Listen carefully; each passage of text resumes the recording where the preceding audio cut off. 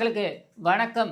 ஊடகத்தில் தொடரும் பொறுக்கித்தனம், ரவுடித்தனம். பொறுக்கித்தனம், ரவுடித்தனம், மொள்ளமாரித்தனம் இதெல்லாம் இருந்தாலே திமுக அப்படின்றதுல நம்ம ஒண்ணும் சந்தேகமே இருக்க வேண்டிய அவசியம் கிடையாது. அந்த வகையில திமுகவால் அரங்கேற்றப்பட்ட ரவுடித்தனம் அப்படின்றதால் நேற்று நடந்திருக்கிறது. இன்னும் சொல்ல வேண்டுமென்றால் அது அப்பட்டமான அராஜகம் அப்படின்னு தான் சொல்லணும்.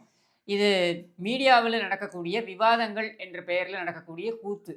அதாவது நியூஸ் 18, தந்தி, புதிய தலைமுறை போன்ற தொலைக்காட்சி ஊடகங்கள் என்ன பண்றாங்கன்னா, விவாதங்கள் என்ற பெயர்ல, மக்கள் மன்றம் என்ற பெயர்ல, இவர்கள் ஒரு கருத்து கருத்தரங்கம் அப்படின்னு நடத்துறாங்க.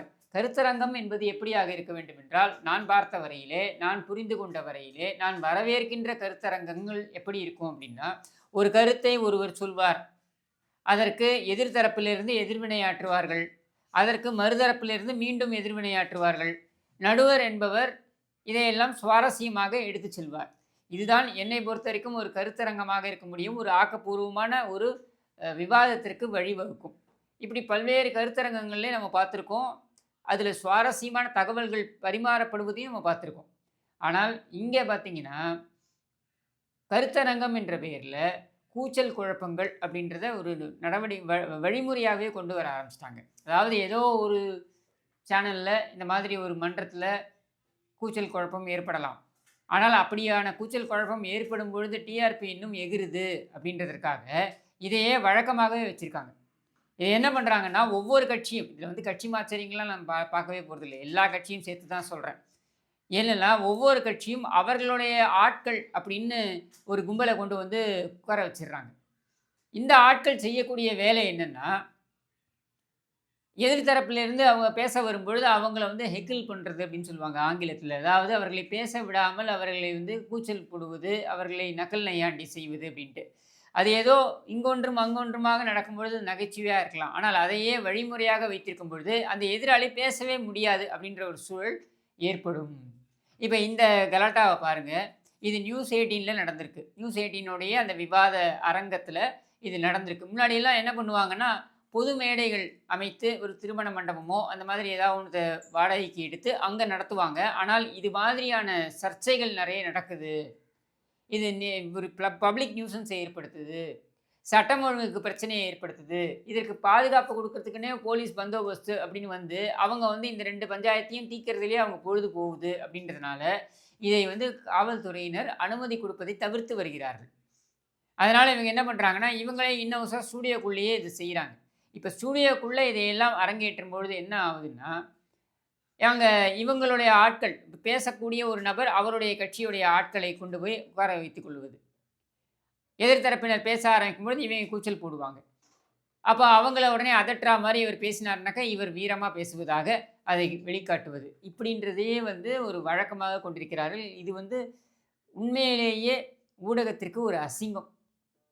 இந்த அசிங்கத்தை ஒருபடி மேலே கொண்டு சென்றிருக்கிறார் திமுக ஆதரவாளர் என்று இருக்கக்கூடிய, திமுகவுடைய சொம்பாக இருக்கக்கூடிய, இன்னும் சொல்ல வேண்டுமென்றால் திமுகவுடைய மிகப்பெரிய அண்டாவாக இருக்கக்கூடிய சீப்பு செந்தில் என்கிற பொறுக்கி.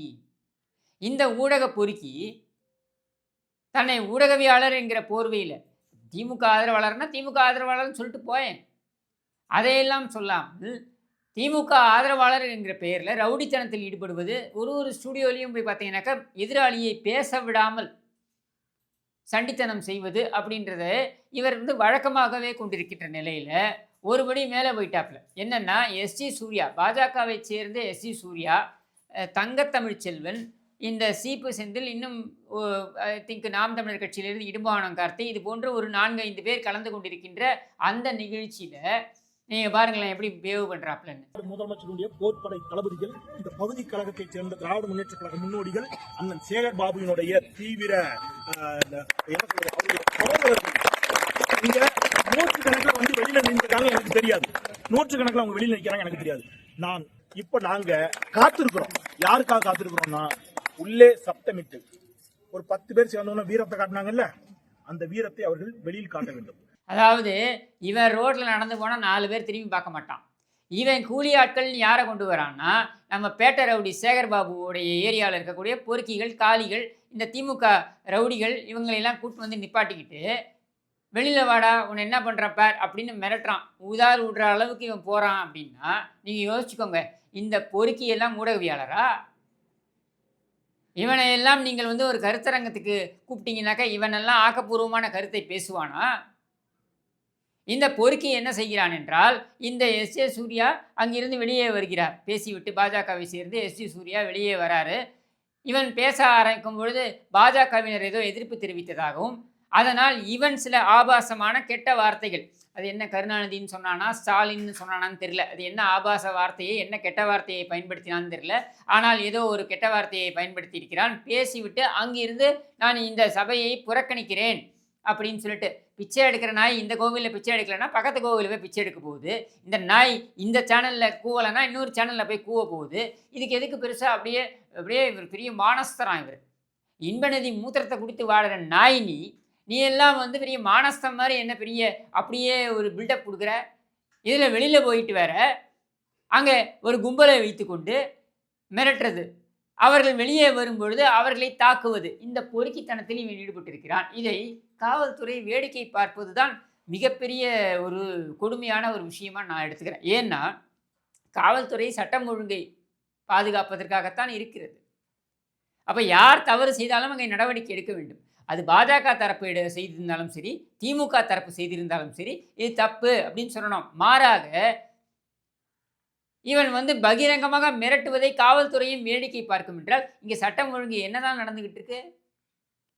இதில் இவனுக்கு பார்த்தீங்கன்னா, இவன் இந்த ஆட்சி வந்ததுலேருந்து இவனுக்கு எஸ்கார்ட், அதாவது முன்னாடி ஒரு போலீஸ் வாகனம், பின்னாடி ஒரு போலீஸ் வாகனம். யோசிச்சு பாருங்களேன், நம்முடைய மாநிலத்தில் காமராஜர் போன்ற பெருந்தலைவர்கள் எஸ்கார்ட் வாகனம் என்பதே தேவையில்லை, எனக்கு என்னுடைய ஒரு கார் போதும், நான் என்ன மக்கள் மத்தியில் தானே நான் வந்து இருக்க போகிறேன், அப்போ இந்த மக்கள் தானே என்னை வாக்களித்திருக்கிறார்கள், இந்த மக்களால் தானே நான் தலைவராக வந்து உயர்ந்து நிற்கிறேன், எனக்கு எதுக்கு எஸ்கார்ட் வாகனங்கள் என்று ஒரு முதலமைச்சராக இருந்து சொல்லக்கூடிய அளவில் இருந்த ஒரு மாநிலத்தை இன்னைக்கு பார்த்தீங்கன்னாக்க யூடியூப்பில் கூவக்கூடிய அல்லக்கை, இந்த அல்லக்கை முண்டத்துக்கு முன்னாடி ஒரு எஸ்கார்ட் வாகனம், பின்னாடி ஒரு எஸ்கார்ட் வாகனமாம். இதை வந்து பார்த்தீங்கன்னா எனக்கு தெரிந்து நாஞ்சில் சம்பத்னு நினைக்கிறேன், நாஞ்சில் சம்பத்தும் வேறு இருவரும் வந்து சுட்டி காட்டிய பின்னர் முன்னாடி இருக்கிற எஸ்கார்ட் வாகனம் மட்டும் இருக்கும், பின்னாடி இருக்கிற எஸ்கார்ட் வாகனத்தை நிறுத்தி கொண்டார்கள். இவனுக்கு 4 போலீஸ் பாதுகாப்பு வேறு. இதில் பார்த்தீங்கன்னாக்கா கிட்டத்தட்ட ஒரு 6 கோடி ரூபாய்க்கு வீடு வேறு வாங்கியிருக்கான் இந்த 4.5 ஆண்டுகளில். கலைவாணர் அரங்கம், இது பொதுமக்களுக்காக பொதுமக்களுடைய பணத்தால் கட்டப்பட்டிருக்கின்ற ஒரு அரங்கம். அந்த கலைவாணர் அரங்கத்தில் இவனுக்கு அலுவலகம், இவனுடைய சேனலுக்கு அலுவலகத்தை வழங்கி இருக்கிறார்கள். இதையெல்லாம் என்ன அடிப்படையில் வழங்குகிறார்கள்? இவனுக்கு எதுக்கு 6 லட்சம் 7 லட்சம் என்று டிஐபிஆரிலிருந்து மாதம் செல்கிறது? எனக்கு வரக்கூடிய தகவல் 15 லட்சம் என்று சொல்கிறார்கள் மாதம்.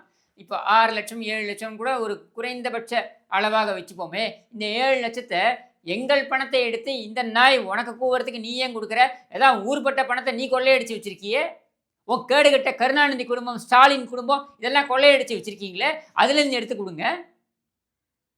எங்களுடைய பணத்தை எடுத்து நீ ரவுடித்தனம் பண்ணுறதுக்கும் பொறுக்கித்தனம் பண்ணுறதுக்கும் நீ கைக்கூலியாக வச்சிருக்கின்ற இந்த இந்த கூவல் திலகங்களுக்கும் இந்த ஊடக பொறுக்கிகளுக்கும் கொடுப்பதற்காக நீ எங்களுடைய பணத்தை செலவு பண்ணுவியா அப்படின்றது நியாயமாக இருக்க வேண்டிய கேள்வி.